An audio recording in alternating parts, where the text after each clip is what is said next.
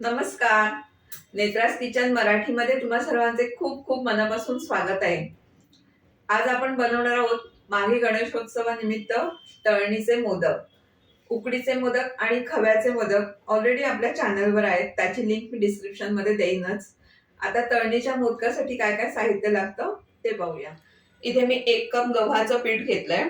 त्याच कपाने 1 कप बारीक रवा जो आपण लाडूसाठी वापरतो, 2 कप ओला नारळ खवलेला, 1 कप गूळ, 2 चमचे तीळ आहेत, 1 चमचा खसखस, इथे थोडे ड्रायफ्रुट्स घेतलेत, 2 चमचे तूप आहे, तळण्यासाठी तेल, वेलची पावडर आणि चवीपुरतं मीठ. आता सगळ्यात आधी आपण हे पीठ मळून घेऊया. इथे मी एका परातीमध्ये पहिले गव्हाचं पीठ घेते. हे मी चाळून घेतलंय. त्याच्यामध्येच रवा. तुम्हाला जर का 1.5 कप गव्हाचं पीठ आणि अर्धा कप रवा असं प्रमाण हवं असेल तर तसं घेतलं तरीही चालेल. चवीपुरतं मीठ. आणि इथे मी गरम तेलाचं मोहन घालते, कारण मला बाहेरचा भाग असा कुरकुरीत हवाय. 2 चमचे तेल घेतलंय. हे तेल मी आधी चमच्यानेच असं लावून घेते सगळं पिठाला. तेल सगळं पिठाला असं चोळून घेते हाताने.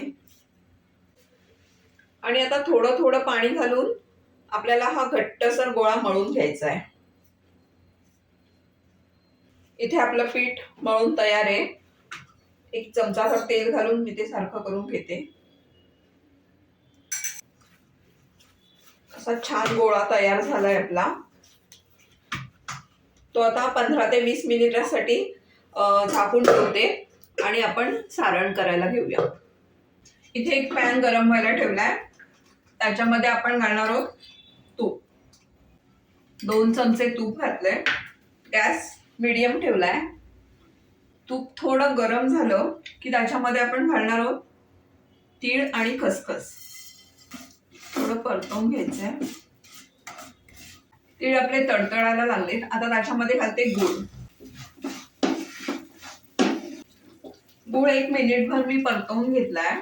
आता आपण त्याच्यामध्ये खोबरं घालून घेऊया.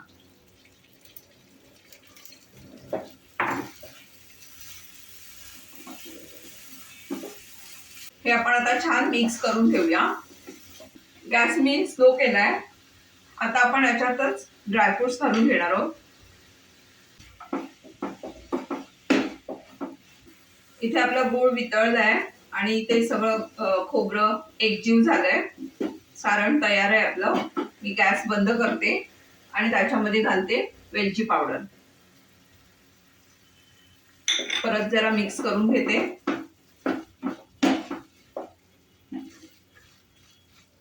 आता आपण मोदक बनवायला सुरुवात करूया.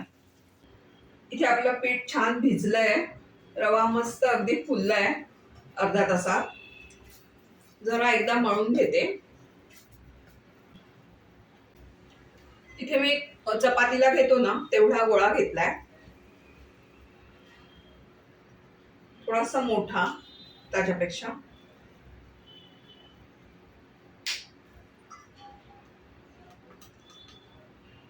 सुक्या पिठामध्ये घेऊन चपाती लाटून घेणार आहे.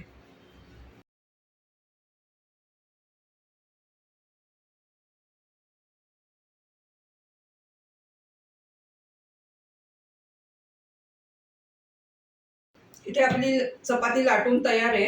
एकदम पातळ नाही करायची. पाहू शकता थोडीशी अशी जाडसरच ठेवायची आपल्याला. आता मी हे एक झाकण घेतलंय. त्याने छोट्या छोट्या पुऱ्या करून घेणार आहे. इथे ही आपली लाती तयार झाली आहे. तुम्ही डायरेक्ट छोट्या पुऱ्या करूनच घेतलात आणि त्याच्यामध्ये सारण भरलं तरी पण चालेल. पण हे अशा डब्याच्या झाकणाने किंवा असं छोट्या पुऱ्या करून घेतल्या की सगळे एकसारखे मोदक तयार होतील. ते भरते.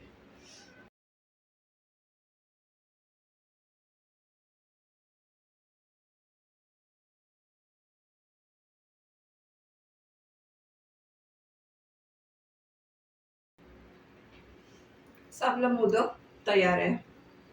आता असेच मी सगळे मोदक करून घेते.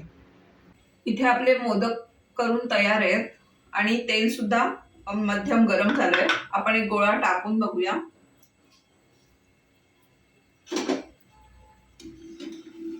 गोळा लगेच वरती आलाय, त्याच्यामुळे तेल मध्यम गरम आहे आपलं. आता आपण मोदक तळून घेऊया. गॅस मध्यम केलाय.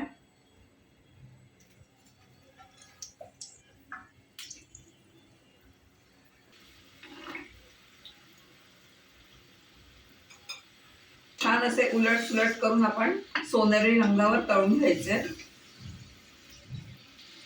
गॅस कुठेही मोठा नाही करायचा, नाहीतर बाहेरचं आवरण करपून जाईल आणि आतमधून कच्च राहील ते. इथे आपले छान सोनेरी रंगावर मोदक तळून झालेत. मी बाकीचे मोदक सुद्धा असेच तळून घेते.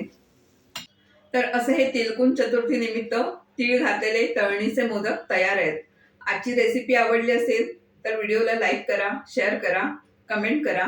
नेत्रास किचन मराठी या चॅनलला सबस्क्राईब करा आणि बाजूचं बेल आयकॉन प्रेस करा. अजून खूप साऱ्या लोकांनी सबस्क्राईब नाही केलंय. सबस्क्राईब न करता व्हिडिओ बघताय, प्लीज सबस्क्राईब करा, कारण ते फ्री आहे. धन्यवाद.